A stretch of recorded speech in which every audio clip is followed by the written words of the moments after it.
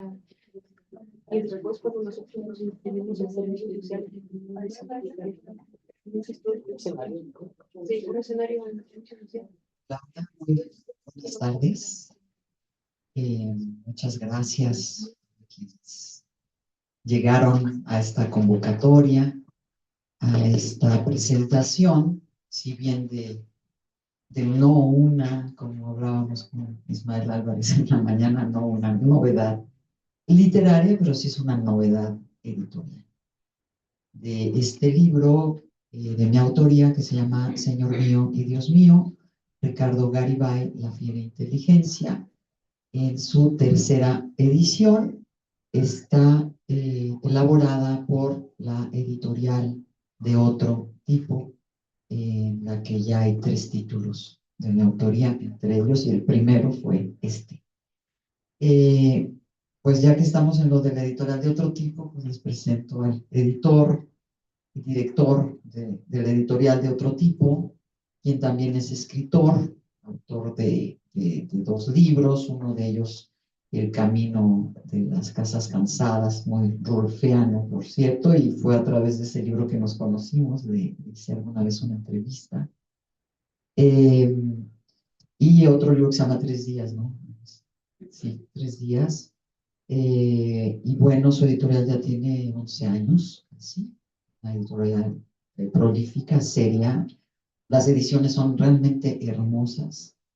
Y bueno, Walter Jay también es psicoanalista, así es que pues tiene un prisma muy interesante de lo que siempre ha podido aportar, no solo a las letras, sino también al humanismo, desde el mismo psicoanálisis. Muchas gracias, Walter, por acompañarnos, por haber venido acá al Terruño, a Cuernavaca, a saludar nuevamente al Señor mío y Dios mío en la edición que tú hiciste.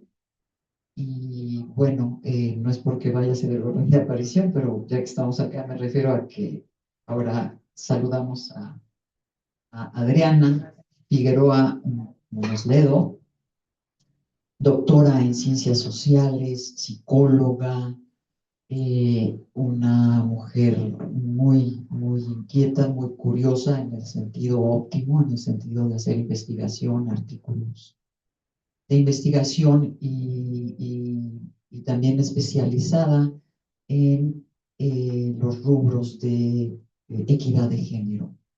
Así es que bueno, pues estoy muy honrada con la presencia de Adriana y de Walter a esta mesa este 3 de abril de 2025. Mil gracias a todas, a todos, a todos quienes nos están acompañando por su presencia y su interlocución. Al final de las presentaciones, si alguien quiere participar, comentar algo, bienvenidos, bienvenidas también. Gracias. Adriana. Muchas gracias. Muy buenos días a quienes nos acompañan aquí en el auditorio. Muy buenos días a quienes están siguiendo la transmisión en redes. Bueno, primero agradecerte, ¿no?, la que me hayas convidado, no solo de presentar el libro, sino de conocerlo. Y bueno, ya he preparado voy a dar lectura porque si no, podría pasar que me desvío, me ponga nerviosa. Entonces preparé un texto cuya intención es, evidentemente, ¿no?, pues dar un punto de vista, ¿no?, una perspectiva de esta obra y pues ojalá funcione el segundo o principal propósito, que es poderles estimular, ¿no?, a que se acerquen a ella, porque de verdad me parece que vale mucho, mucho la pena. Señor mío y Dios mío, Ricardo Garibay, La fiera inteligencia, es un libro que, más allá de ser una crónica sobre la vida del escritor y periodista Ricardo Garibay, es sobre todo una profunda reflexión de aspectos elementales de la vida, como lo es la enfermedad, el dolor, el amor y la muerte. Vaya, pues, una reflexión de la vida misma. En este diario íntimo, la autora, al tiempo que nos reconstruye desde su relación con otro la figura del escritor, también se presenta y se reconstruye a sí misma en esa relación de maestrazgo, como ella le llama, dejando ver sus pensamientos, emociones y vínculos con Garibay, en una narrativa que combina claridad de pensamiento, sensibilidad y honestidad para sí.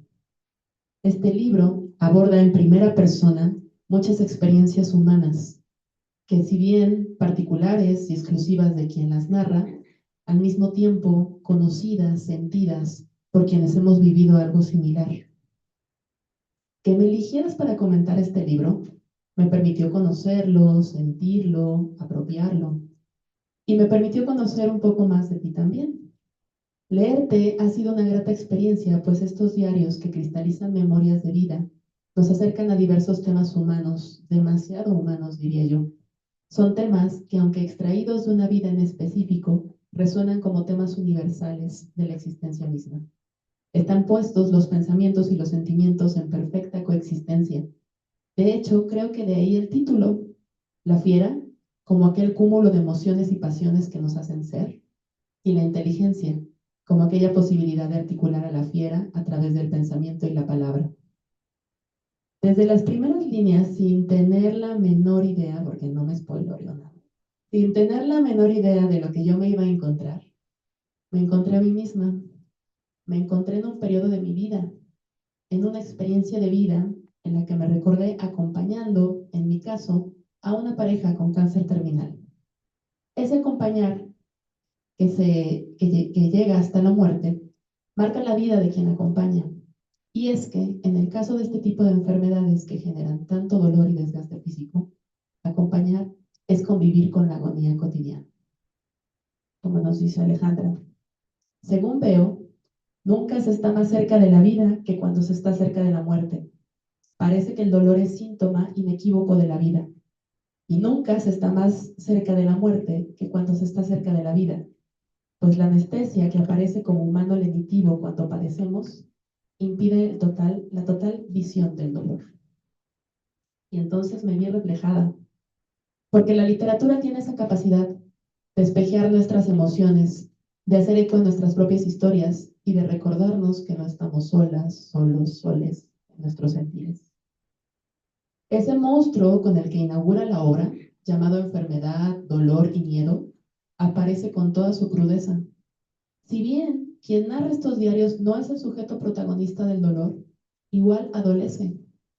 Y es que atestiguar el sufrimiento del otro o de la otra es una de las experiencias más frustrantes, pues nos enfrenta al principio de realidad llevado al extremo. Aceptar sí o sí que hay escenarios en los que no podemos hacer nada, o al menos nada de lo que nos gustaría. Que paradójica e injustamente, lo único que podemos hacer es precisamente eso, nada. O dicho de otra forma, que hacer nada se traduce en el acto de ser y estar, mientras el dolor lo invade todo. Pero ¿y cómo no estar? Si amar implica acompañar en el dolor también. Ese acompañamiento que no es solo físico, sino es emocional, espiritual, existencial. Así, en esta obra, la autora nos recuerda que el amor y la presencia se materializan en las pequeñas acciones cotidianas, en la simple presencia, en la constancia de estar ahí. Adolecer con el otro, o como la autora lo llama, la intensa compasión, es para mí un indicio de amor. Aquel que permanece impávido ante el sufrimiento ajeno, o peor aún, que lo provoca, ¿es acaso capaz de amar? ¿Cómo hablar del amor al otro cuando no nos duele su dolor? El conduelo nos confronta con nuestros propios miedos, con nuestras propias limitaciones, y a la vez nos reafirma en nuestra humanidad. En ese sentido, me parece que uno de los puntos más potentes de este libro es la manera en que aborda la experiencia del dolor ajeno. Y aunque comienza hablándonos del sufrimiento por el inminente y penoso agotamiento del cuerpo que sucumbe frente a la enfermedad, el dolor originado por diversas causas se presenta como un coprotagonista que nos acompaña durante la vida de diferentes maneras. En lo que nos narra Alejandra, si pudiera sintetizar en una sola causa, diría que es por el miedo a amar y ser amado. Este temor que nos empuja a ser y a hacernos daño, porque aunque el mayor anhelo de su coprotagonista sea el amor, aquel temor nos orilla a rechazarlo. Esta paradoja interna que azota a Ricardo Garibay y que tal vez, y tal y como nos azota a tantas personas en algún momento de la vida, no se queda ahí, y creo que eso es algo también muy valioso de este libro. La autora es capaz de matizar a su maestro, Aunque Garibay se mostraba o totalmente blanco o totalmente negro, ella supo mirar en la relación con él que la complejidad humana es tal que no es posible encasillarnos en un solo color. La relación entre Garibay y la autora se desenvuelve en una narración que no idealiza ni busca crear una figura mítica del escritor. Al contrario, es un retrato humano en el que conviven la genialidad, el carácter difícil y la vulnerabilidad de un hombre enfrentando sus últimos días. Y es que no somos protozoarios, diría la filósofa Dalia de la Cerda. Somos seres humanos y por lo tanto somos seres sumamente complejos. Es aquí donde el libro brilla con más intensidad, en la capacidad de mostrar la grandeza de un personaje sin ocultar su humanidad, y al mismo tiempo, en la valentía de la autora para mostrarse a sí misma sin tener que agradar al maestro. En este libro encontramos dos protagonistas que de repente se convierten en uno solo, porque ¿acaso ser una o ser uno mismo no es ser habitado por otras personas? Así, la autora construye un equilibrio entre la narración de la vida del otro, de Ricardo Garibay. Y es que, a final de cuentas, lo que nos dice la autora sobre él, también nos lo dice sobre sí misma. En primera persona, Alejandra nos presenta experiencias humanas, que aunque suyas, nos resultan familiares. Nos habla del amor, de la entrega, de la impotencia ante el dolor ajeno, pero también de la resistencia, de la memoria y del sentido de la escritura.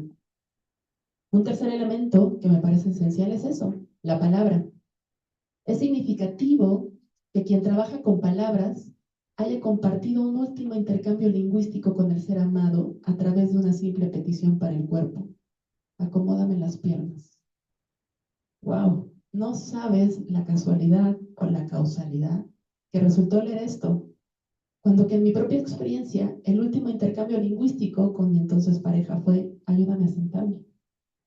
Esos breves diálogos encierran todo un mundo de significado entre dos personas que han construido una relación y se han construido a sí mismos, a sí mismas en esa relación, que en tu caso, Alejandra, se construyeron mutuamente en un universo que para ambos era su espacio vital, las palabras. Hay que escribirlo todo, nos dices en la página 81. Y yo ya lo había pensado antes, por ahí de la página 10. Así que cuando la leí en dicha página, confirmé el reflejo de la experiencia. Y es que hay que escribirlo todo, porque escribir es resistir al olvido, es construir puentes entre el pasado y el presente, entre el dolor y la memoria, entre la ausencia y la permanencia. Señor mío y Dios mío es un libro sobre la escritura y su capacidad para dar sentido a lo vivido. La autora nos recuerda que las palabras pueden agotarse ante el dolor, pero también que cuando logramos poner en palabras nuestras experiencias, estas adquieren un significado más profundo. Es un libro que invita a reflexionar sobre nuestra propia relación con la memoria, con la pérdida y con la manera en que el lenguaje nos permite construir nuestra propia historia. Es un texto conmovedor, íntimo y profundamente humano. No es solo una obra sobre Ricardo Garibay, sino sobre lo que significa ser testigo de la vida hasta los últimos días de alguien a quien se ama.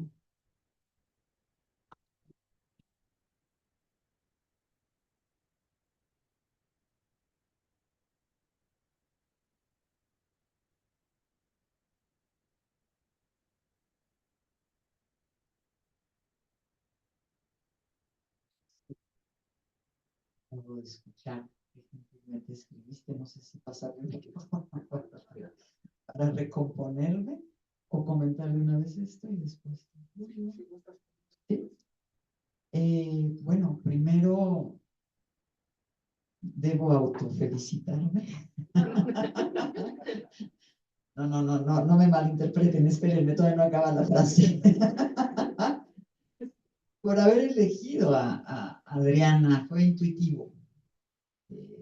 No habíamos compartido letras realmente, ¿no?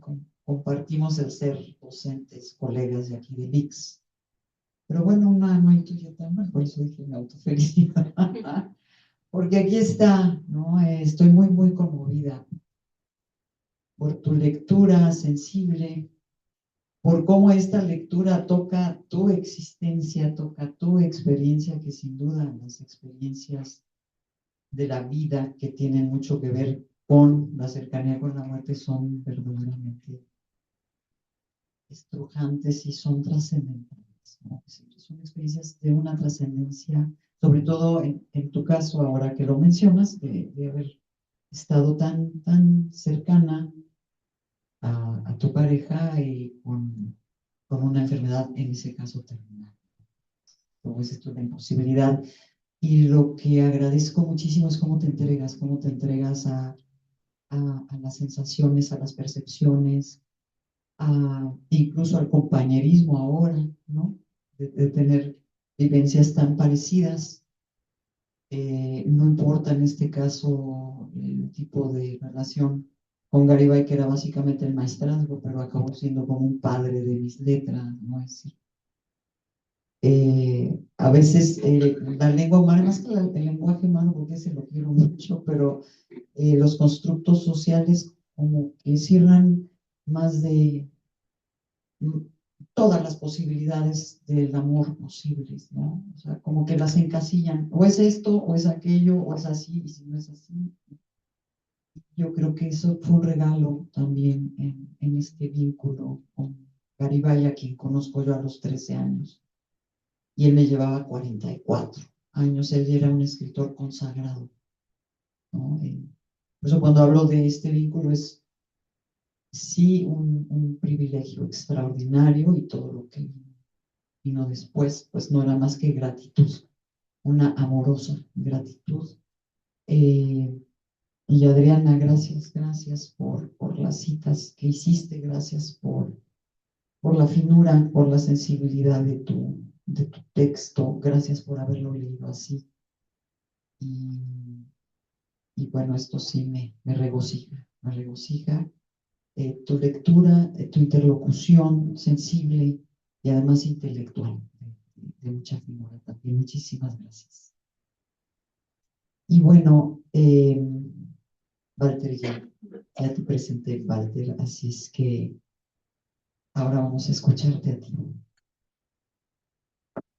Gracias, Ale, y gracias a la universidad por permitirnos este espacio para presentar este libro, que es un texto que cuando llegó a mis manos como editor, no pude sino agradecer la oportunidad de publicar una obra indispensable en la literatura mexicana, no solo por la valía como parte biográfica de uno de los narradores y poetas más grandes del país, sino porque el texto además tenía una gran cantidad de lecturas y matices que lo hacían valioso en sí mismo. Así que sin dudarlo, lo albergamos en esta casa. ¿Qué lecturas pueden encontrar en esta obra? Por principio de cuentas, es un acto de amor entre una alumna y su maestro. La travesía de ella, Alejandra Atala, para convertirse en una escritora a manos de un guía extraordinario en talento y en exigencias. Ella, ávida de aprender, nos cuenta cómo sigue sus pasos y sus lecturas, su disciplina y persistencia, abriendo entre ellos una capacidad de diálogo agudo, inteligente, que poco a poco le dieron a Alejandra un enorme potencial de escucha, de análisis de texto, de dominio de la palabra y de las ideas que soportan. Se volvió escritora. Este libro es, pues, un acto de reconocimiento hacia aquel que le ha abierto los ojos a la literatura y al arte de la palabra y de lo que ésta es capaz de decir. También es una historia entre una nuera y su suegro, una larga relación de gran amistad que al cabo de lograr el parentesco fue modelando su relación y las dinámicas familiares, a veces para bien y a veces no tanto. Y es que los lugares especiales casi siempre se pagan caro por ser tan anhelados, codiciados o envidiados por otros. Ese es el precio que a menudo debe pagar quien lo ha alcanzado, amén de defenderlo para que no le sea arrebatado. Y Alejandra nos narra sus avatares. Pero esta historia es también un duelo, o muchos duelos. La despedida del maestro, la renuncia al guía para tomar el valor de continuar el camino sola, tomada solo por el criterio propio y lo aprendido. Un rompimiento que siempre nos deja en la orfandad, con el único camino de agarrarse de sí mismo y continuar.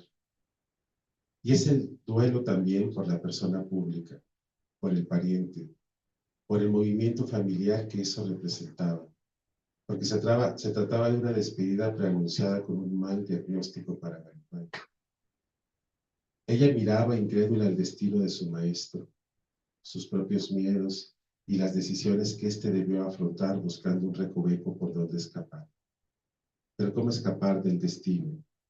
Si el maestro, por más que buscaba huir de él, no hacía sino encontrarlo de frente en cada vuelta de esquina, hasta que hubo que aceptarlo, a regañadientes, sin opciones y con mucho dolor.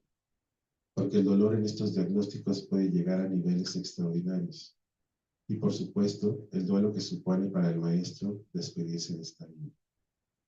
Alejandra era testigo de ello, y ve en cada uno de estos actos del maestro, en cada relación de él ante sus dolores, el desmoronamiento de una figura que antaño creía invencible.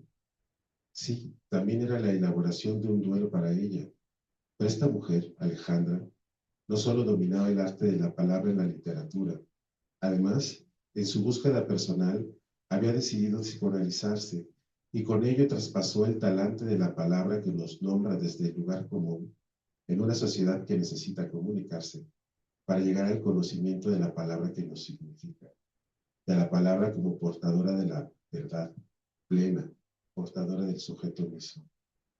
La mujer observa atónita a su maestro y alcanza a mirar más allá del significado común de las palabras para llegar a la palabra plena, a ese punto en el que la palabra es portadora del ser, una palabra que guarda al sujeto en sus decires, a menudo de modo inconsciente, casi siempre, aunque este mismo mecanismo inconsciente sea quien logre mover los hilos del destino creado o cifrado en nuestra infancia.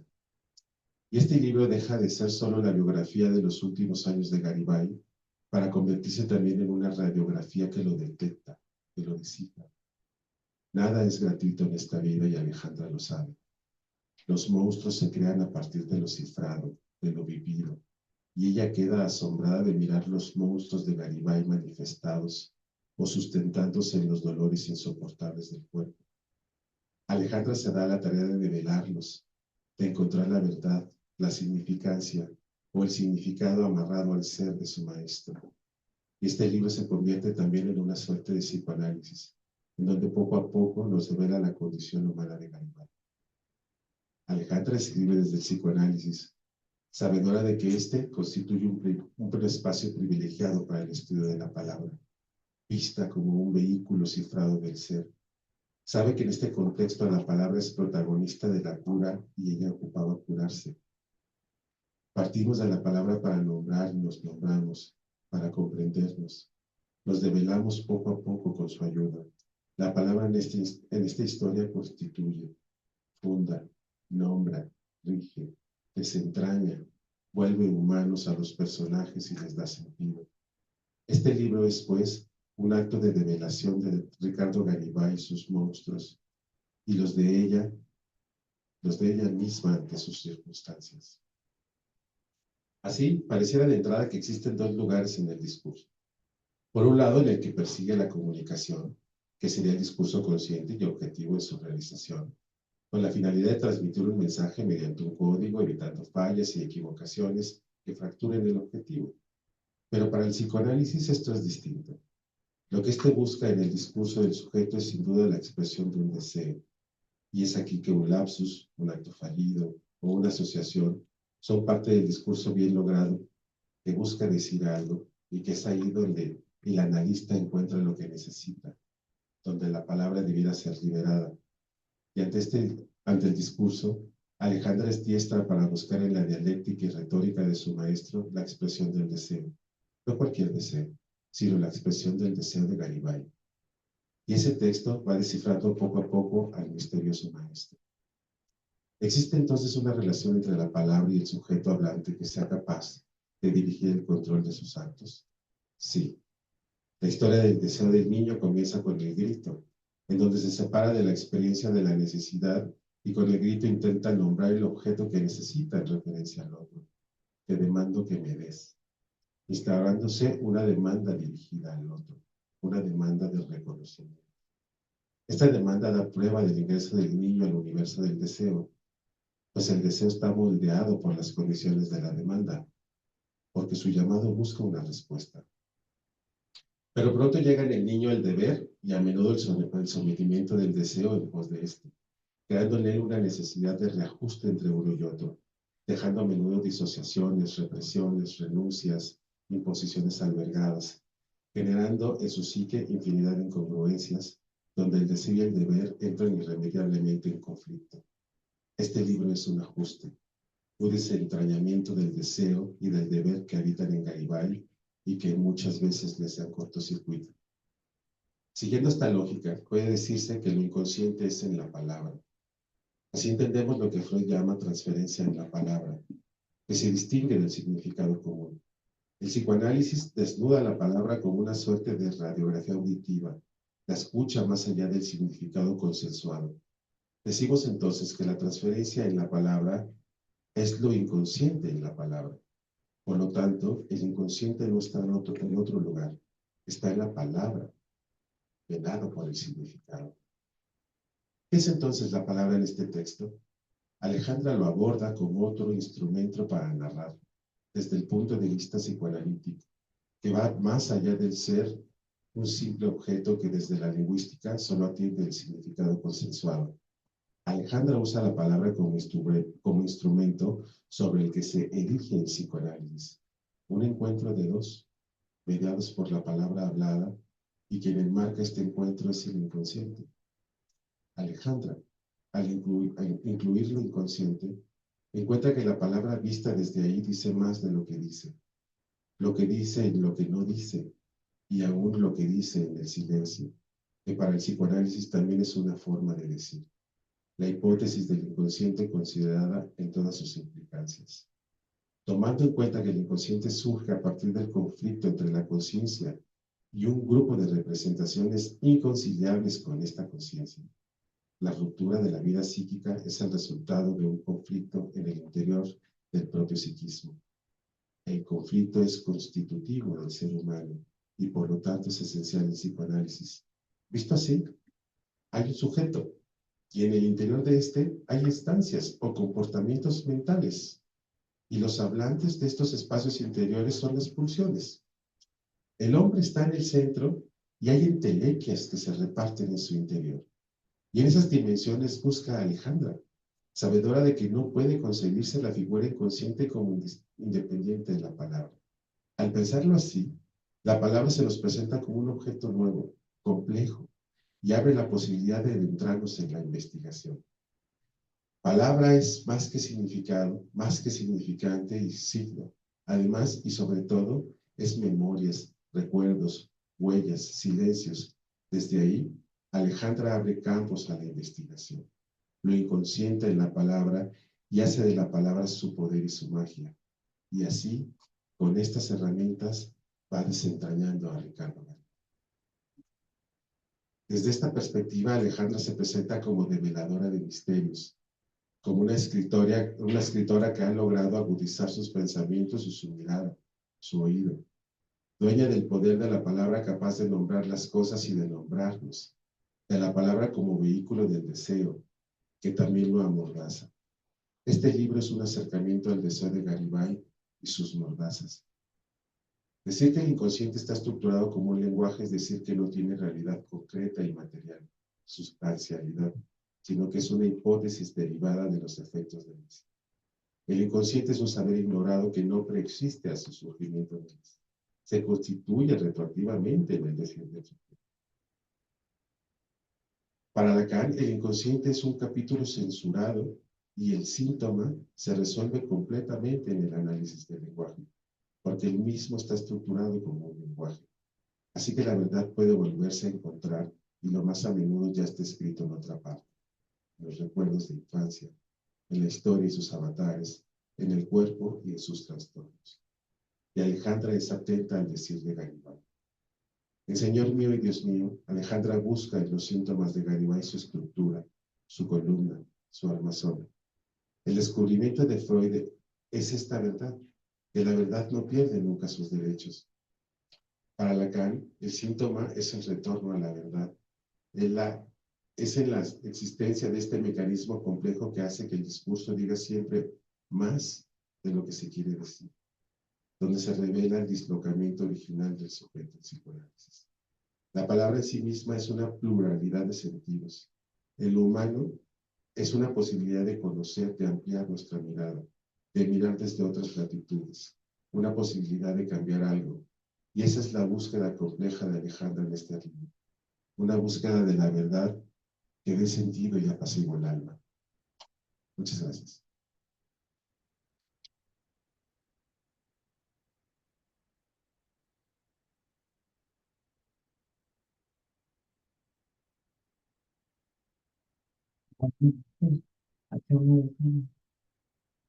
Con algo de lo que más amo en la vida, me dejan sin palabras. Ah, mm. Bueno, bellísima mesa, la reitero, blanqueada con este par de seres tan sensibles, ¿no? ¿Cómo se adentran? ¿Con qué amor? ¿Con qué entrega a la lectura? Eso de entrada lo agradezco infinitamente. No es, eh, no es algo rígido, tieso, voy a presentar. Una de las cosas que más agradezco es que se entregaron al libro, es decir, la respuesta está aquí, ¿no? No es hablar solo desde el criterio literario, analítico, en el sentido sintáctico, ¿no? No, me conmueve muchísimo cómo se conmueven, cómo me conmueve su propia escritura a partir de la fuente de este libro, que es Señor mío y Dios mío, Ricardo Garibay, La Fe de Inteligencia. Y obviamente Walter, siendo escritor y siendo psicoanalista, pues su mirada va a abordar, va a jalar estos tres hilos de una manera absolutamente profunda, ¿no? No voy a desmentir, al contrario, me siento muy halagada también por lo que ha dicho Walter. Uno no ve estas cosas cuando está escribiendo.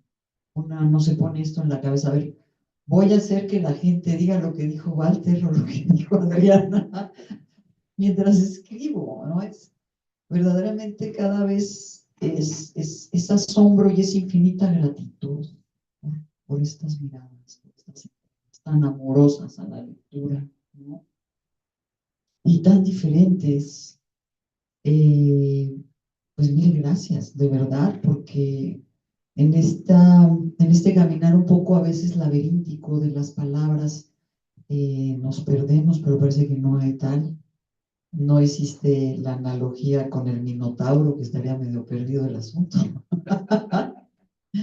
Es decir, no es un laberinto este libro, ¿no? Es más bien una confrontación en muchos sentidos, en muchos aspectos, que Adriana también lo mencionaba, con un monstruo, pero es un monstruo multifacético, ¿no? El miedo al dolor mismo. Yo he de confesar, ya que estamos hablando acá también de psicoanálisis y literatura, que en mi núcleo familiar, en mi familia de origen, se me criticó muchísimo desde muy pequeña por ser tan miedosa. Como decía Sor Juana, soy la peor de todas, pero en el miedo, ¿no? La peor de todas era miedosísima, ¿no? Yo creo que ese miedo que estaba ahí incubado desde la infancia, pues fue lo que me confirió más tarde el coraje para mirarlo de frente, ¿no? Fue ya un hartazgo de tanto miedo. Y solo así, lo mismo pasa con el dolor.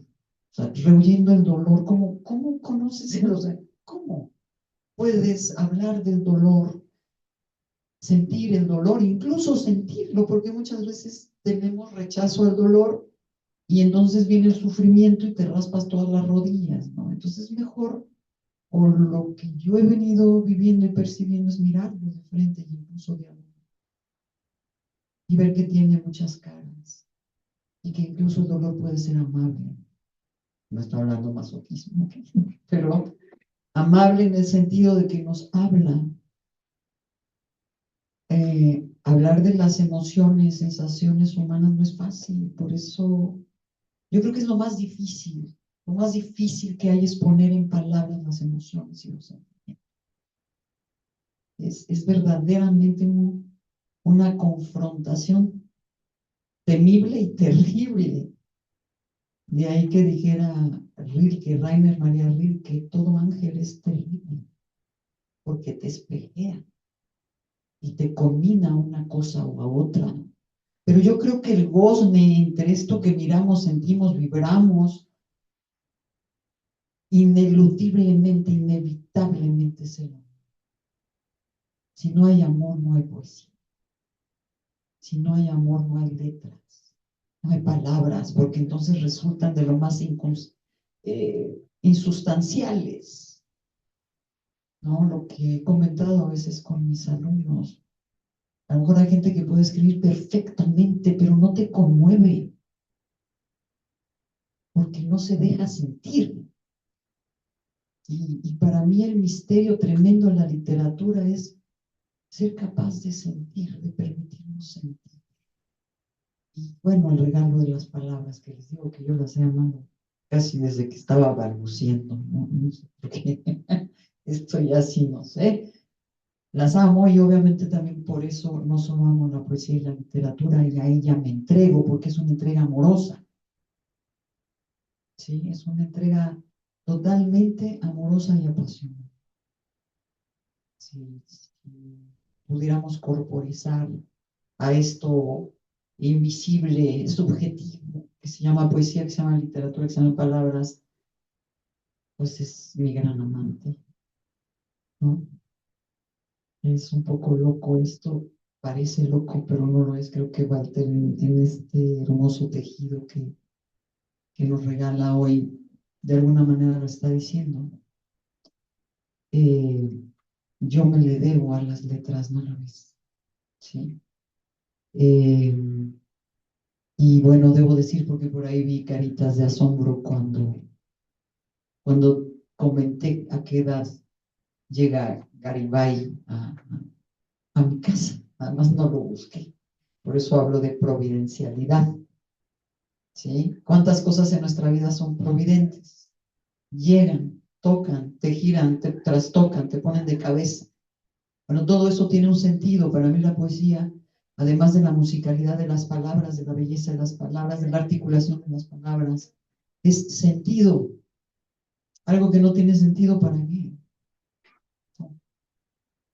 Y justamente debo decir que este libro, que además para mí ha sido de lo más gratificante y hermoso encontrar que, pues ya es su tercera edición, además por diferentes editoriales, cada libro tiene su propia historia y su propio camino, que tampoco está en el control de uno. Pero es un libro que yo escribí en 1999. Ya lo dicen aquí mis dos colegas, compañeros, compañera. Es un diario bitácora que comienza un 5 de abril de 1999 y finaliza un 11 de agosto del 99. Abril, mayo, junio, julio, agosto. O sea, son 4 meses. 4 meses de escritura y probablemente más, en ese momento, más de 20 años de lectura. Que es lo que siempre digo. ¿Quieres escribir? Lee. Lee, infatigablemente lee. Y cuidado con lo que lees también, ¿no? O sea, no te puedes estar nutriendo lo que sea.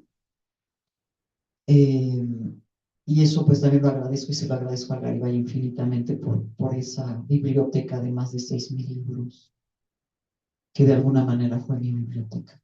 Porque no es ahí voy a ir halagando por el libro que me está recomendando Garibay, pues él me los prestaba, ¿no? De hecho, cuando parte me doblé porque dije que va a ser sin la biblioteca. No, no, bueno, obviamente también sí, Garibay, pero fue doble.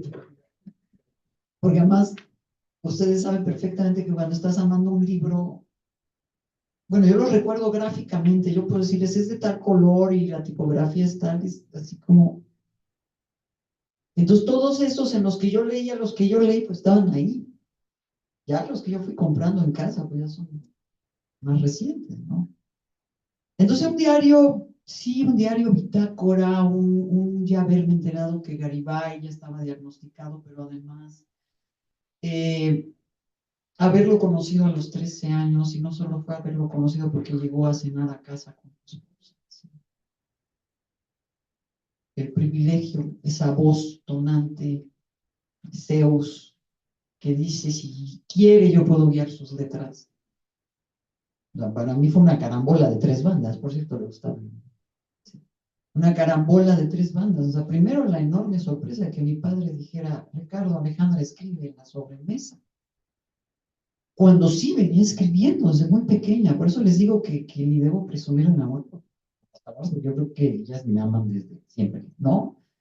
Eh, yo venía escribiendo desde los 7 años, ¿no? Iba guardando mis cuadernos, a veces en la máquina de escribir, a veces, eventualmente, le mostraba algo a mis padres, pero desistí de hacerlo en aquel momento porque venían con la retahíla esa de dónde lo copiaste, y entonces era así como que pasa.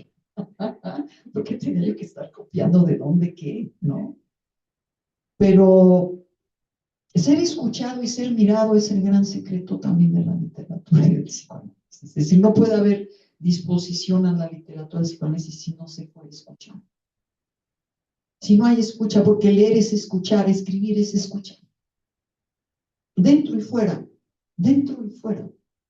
Es afinar el oído, ¿sí? Y pues la chiquita de 13, pues le dio el soponcio y se le fue el alma al piso, y la cena también. Y ya fue algo que ahorita les leo un poquito para no aburrirles. Pero bueno, 13 años, lo escribo a los 30. Estaba yo cumpliendo el 11 de agosto, para que lo sepan, para el próximo año. 11 de agosto es mi cumpleaños, no para el próximo año, sino este. Este.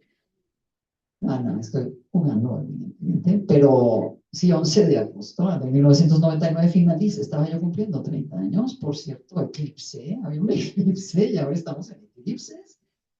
Entonces, es algo curioso y muy espiral, ¿saben? No es una obra lineal. Yo comienzo a referir el, el, el, el suponcio, el sobrecogimiento del diagnóstico de Garibay, ¿no? Un monstruo, bien lo decía. Y la posibilidad de no volverla a ver, y la posibilidad ontológica, filosófica, de confrontarte a ti misma con la muerte a los 13. No eres tú la que está en esas, pero el amor genera esa proximidad. Es decir, sí, soy yo. Ni siquiera es un puedo ser yo. Cuando amas, eres el otro. No son medias tintas. Es que lo amo y creo que puedo estar cerca y puedo imaginar que siente. No. Es real. Sí. Entonces, bueno, es curioso, es un libro espiral que empieza un 5 en la bitácora, 5 de abril, perdón. ¿Qué hizo? 3 de abril. Ah, qué curioso. El 5 de abril del 99. Y escribe y describe a la niña de 13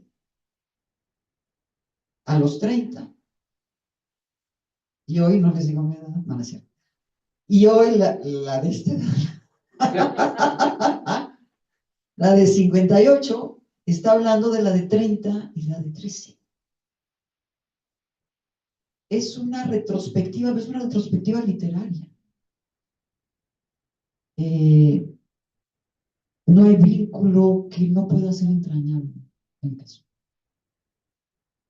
Y doy gracias, y les doy gracias a ustedes, obviamente a la universidad, obviamente a Luis, de acá de la unidad de extensión, por hacer posible este espacio, este momento. Y voy a leer un fragmento nada más para que oigan un poquito también, además de las citas que han hecho, pues el tono del libro, ¿no? El tono literario. Y bueno, pues también lo considero porque después la gente decía que esto parecía un homenaje a Garibay. Mucha gente que no había leído a Garibay empezó a leer a Garibay después de leer este libro. De lo humano a lo divino y de lo divino a lo humano. Yo creo que este es el ser y es la poesía, ¿no? Bueno, voy a leer algo, no sé, está en el 10 de mayo. Ya de las manos. No me diga nada psicoanalista, por favor. No sé si es eso. Ay, Dios. Bueno, voy a leer este fragmento, digamos que se llamaría de otra manera el primer encuentro.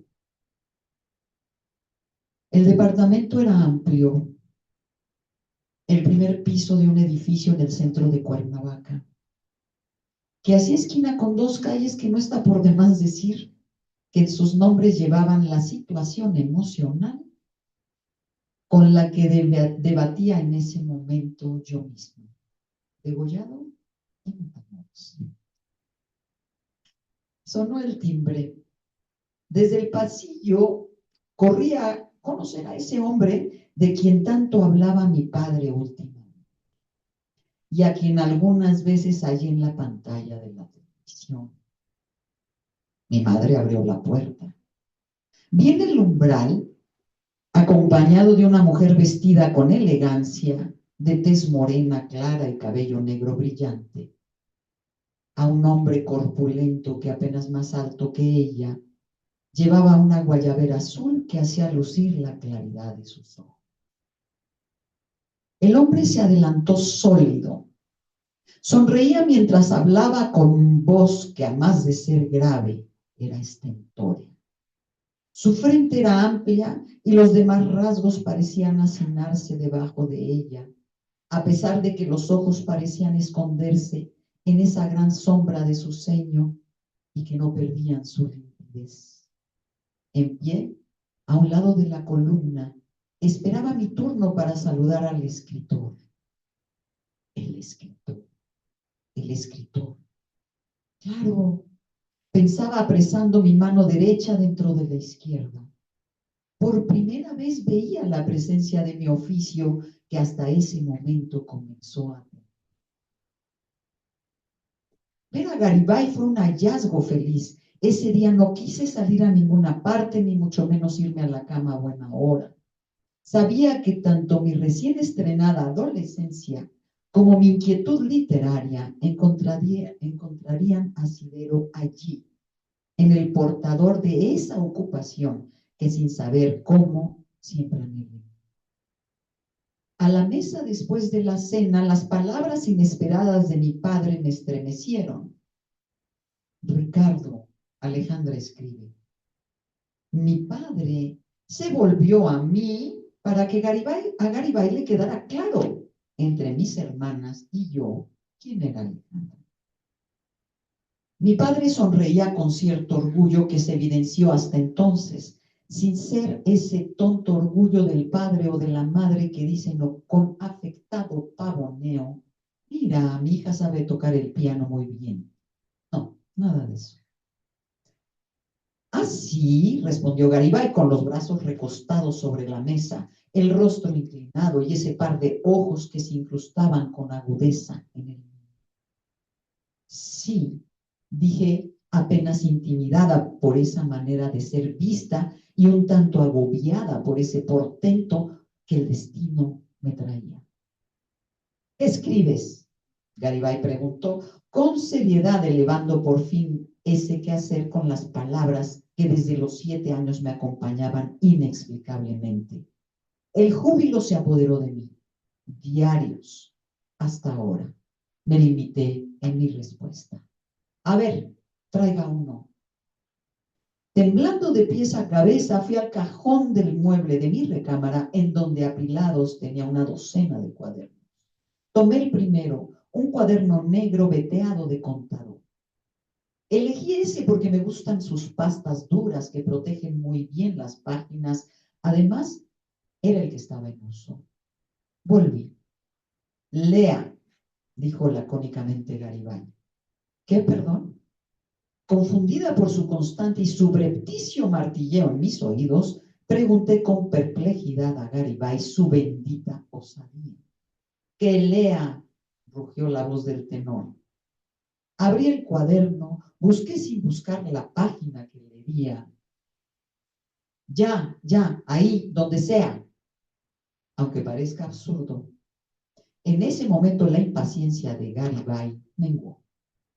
Presa del desconcierto ante esa voz tronante y con el nerviosismo del que ha adolecido y nada dice, pero todo escribe, la voz surgía enclenque, llena de atonías y desconocidas destemplanzas. Lea bien, carajo, rugió con más fuerza el poderío de la voz de Garibay. Como reflejo a eso que me pareció un insulto, me volví a mi padre, quien parecía divertido. Capté pronto los códigos. Trascendiendo el estupor vino el coraje y la inconmensurable gana de adquirir esas alas para Dios. Pues advertí más tarde cómo obligaron a mi escrito a una elevación. Aclaré la voz. Leí. Garibay primero torva la faz, fue levantando el rostro, sujetándose el mentón con la mano derecha. Hasta ahí, bien, bien, tronaba la voz, ahora más amable. No tiemble, caramba. ¿Cuántos años tiene? Caramba. Me podrían ordenar, no subas los codos a la mesa, siéntate derecha, no te rías, pero no tiembles. ¿Dónde diantres iba a meter el temblor? Increíble. 13. No oigo. 13. Volví a temblar. Esta vez sintiendo mi cuerpo entumecido como si de pronto hubiera salido de una prolongada anestesia. Bien, Alejandra, bien. Alejandra, esto no lo hago con nadie, ¿entiende? Yo le voy a ayudar con su literatura. Venga a verme. Y sépalo de una vez. No soy dulce ni manso. Al contrario. Vaya noticia.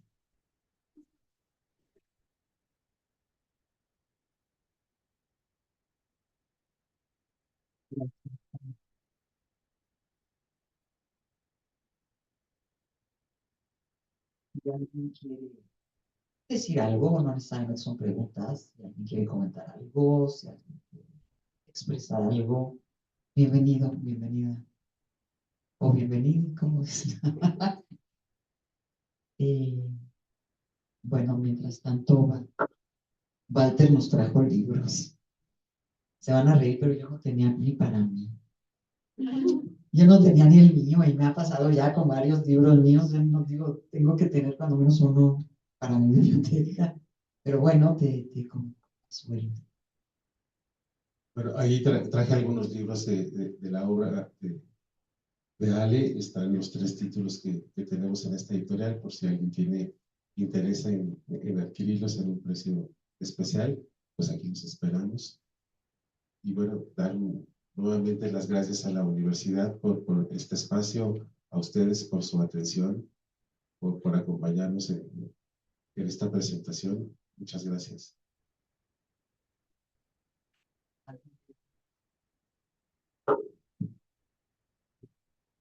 ¿Necesitas micrófonos? Sí, seguro.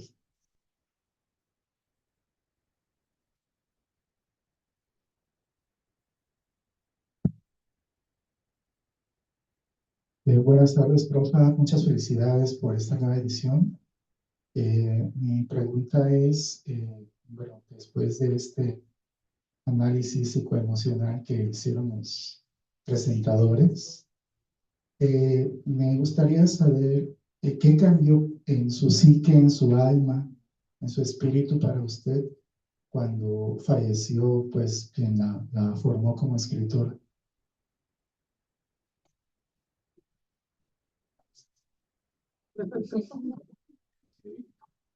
¿Tiene el tiempo? Si no, compren el libro porque aquí está la respuesta. Esta es la respuesta, efectivamente, pero puedo decir. Me quedé en la oscuridad.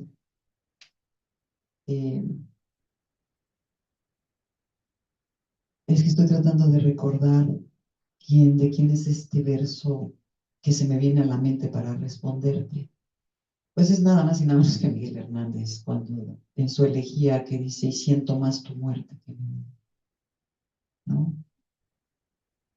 Esta frase que toma Adriana de mi libro también, que nunca se está más vivo cuando se está más cerca de la muerte, y nunca se está menos vivo que cuando está cerca de la vida. Pero es un poco eso, no, muchísimo eso.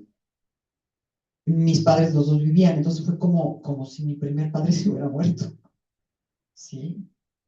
Sentí el dolor y sus conjuntos, ando muy hernandiana, no sé por qué. Ajá. Su dolor, el dolor y sus conjuntos, todo era dolor. Fue brutal, fue un embiste realmente brutal, porque además del maestrazgo, pues yo tenía 13 años y fueron 10 años continuos, multiplicado por los libros a la semana de esos 10 años y las conversaciones y los libros que empezaban a nacer. Y, y la literatura en sí misma siempre es íntima, ¿no? Mucha gente sigue pensando que las relaciones sexuales es lo más íntimo que hay en el ser humano y no lo creo. Incluso les digo a mis alumnos, van a decir, pues, ¿qué clases das? Bueno, géneros literarios. ¿No?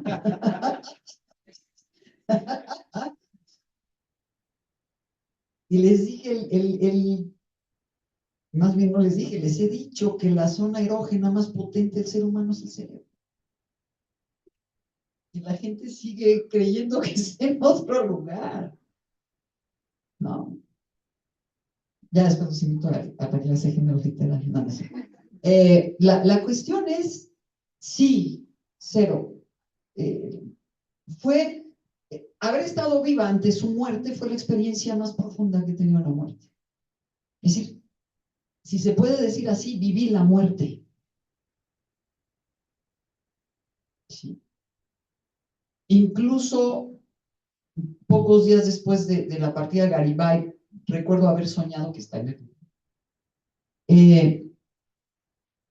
que iba yo caminando justo hacia su casa y la reja de entrada al caserío estaba cerrada y no había manera de pasar.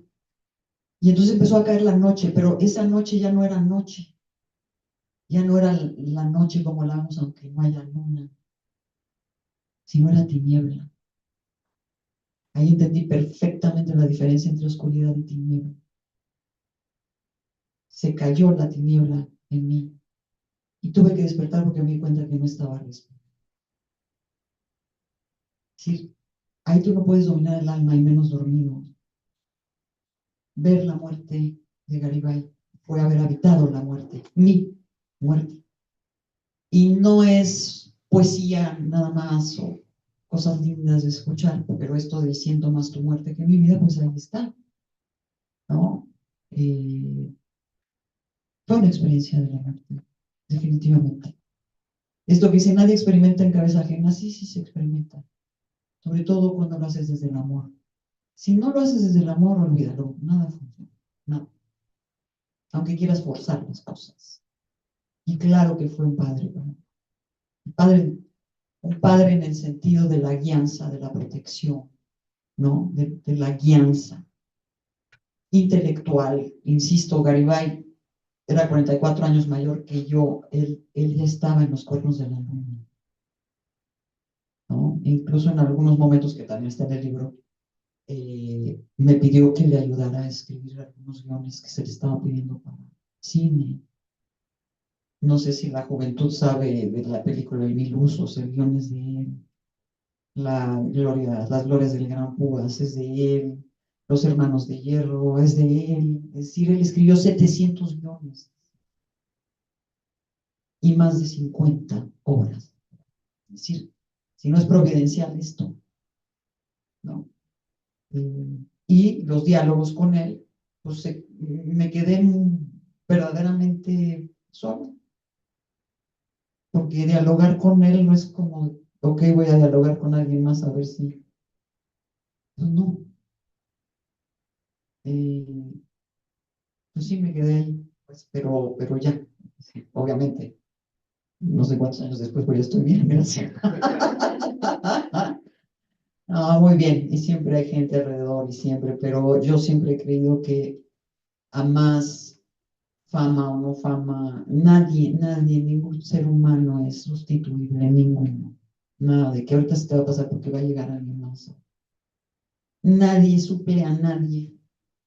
Y de ahí que el corazón lata en palabras para poder decirlo. Gracias, gracias por tu pregunta.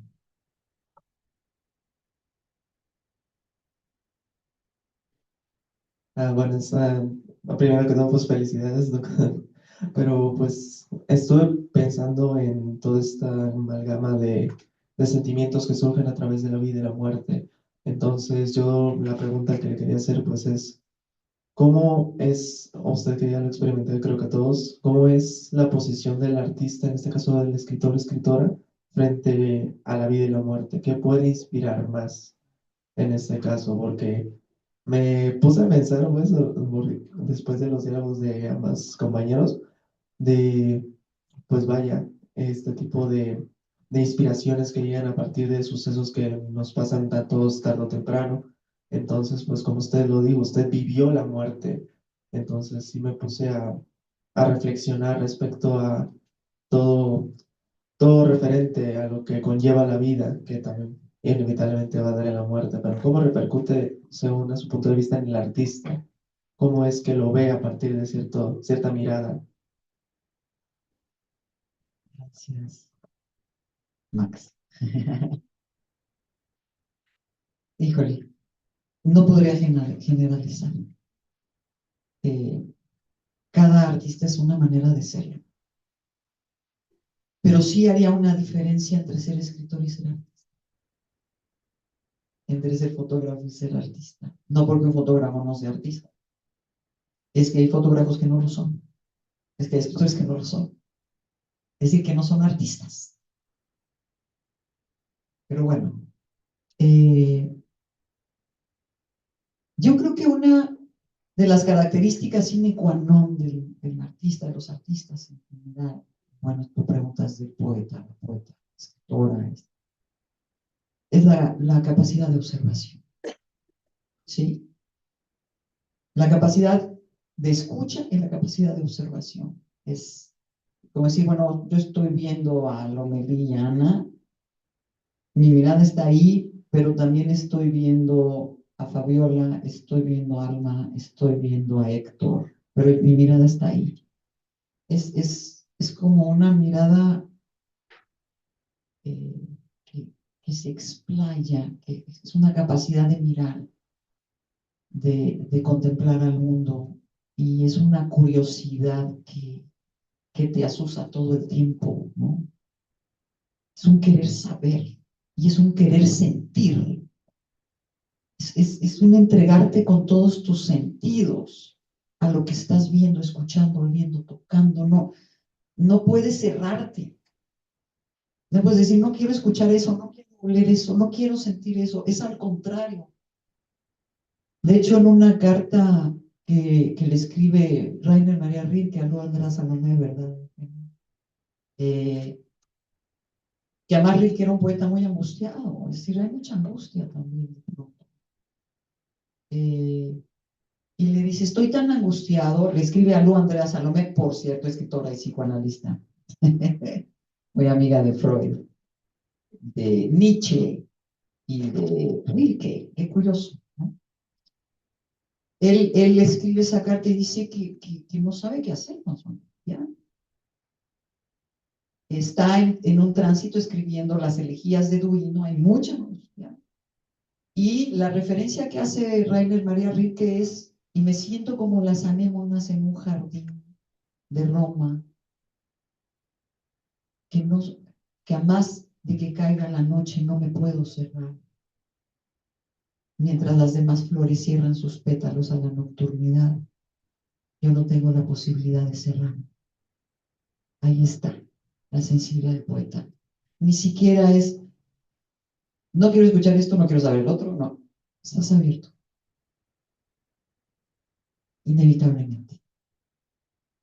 Te duela o no te duela, te guste o no.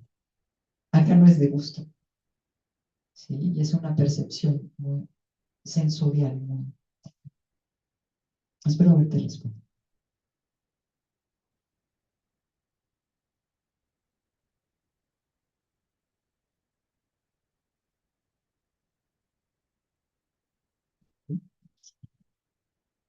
Bueno, pues mil gracias, de verdad.